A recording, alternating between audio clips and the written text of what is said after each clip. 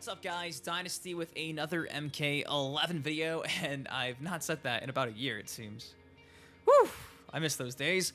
But hey, what's up? I stumbled upon something that I hadn't seen up until this afternoon, and if I haven't seen it, then that means that you probably haven't seen it either, and it's going to be the original design concept for Kronika before it was Chronica, and it was Chronico, the male version of the character. Now, it was confirmed leading up to the release that Kronika at one point in time was going to be a male by Ed Boon during a sit-down Game Informer rapid-fire interview.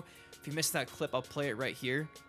Chronico was actually called Chronico or something like that, was a male character up until just not too long ago when we decided to switch it to Kronika as female character. Yeah. Why the switch? We thought it'd be cooler if she was female. Now, we've known about this for a few years, but I hadn't seen the actual concept designs for this, at one time, main villain before he was scrapped and turned into the Chronicle we know today.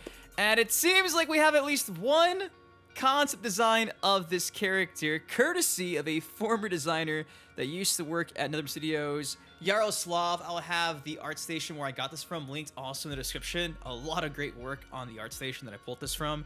And here it is in all its glory. You can see Chronico's hand decomposition.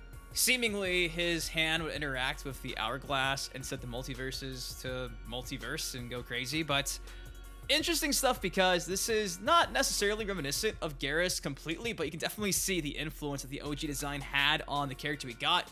Garrus, at the end of the day, I will say, I do think that the beard, the gold-plated armor, even the centerpiece like Garrus has in current MK11, very reminiscent, but this guy just looks like a god. He looks like a titan. Definitely fits the bill for Shinnok's father, so I think he looks on par with Kronika in terms of big, bad stature and appearance. I would not mind seeing him in the future.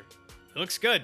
I like the design. So I hadn't seen this before. There's even a few different hourglass concept designs too. I think like 4 of them, and they look so much different compared to the one we get to see at the end of the MK11 announcement trailer and, you know, showcased throughout the story mode. It's I feel like these just look so much better. They look just more industrial and otherworldly. The one that we got just looks so generic. It's a big sphere. So I like this one a lot more. In particular too, they show how it would even work the wind up and stuff. So they really did have this idea of Chronico until they scrapped it and gave us Kronika.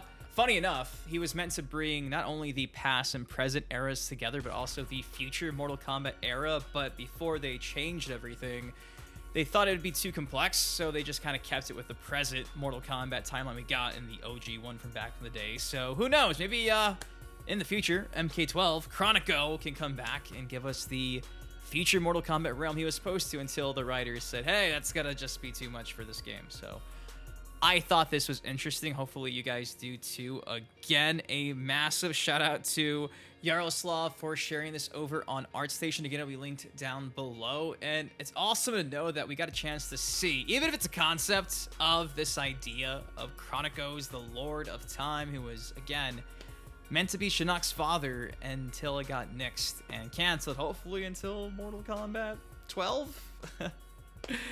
I want to see all 3 of these eras appear in the same world at once. I'm really hoping we're going to see that, because that sounds like a crazy, gigantic plot that just honestly probably was too much for MK11. So MK12, let's cross our fingers.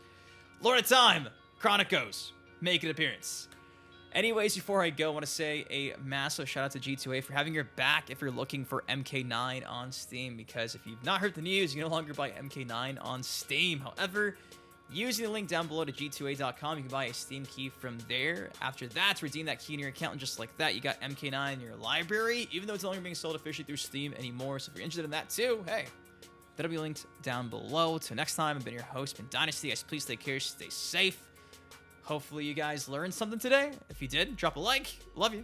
See you in the next video. Peace.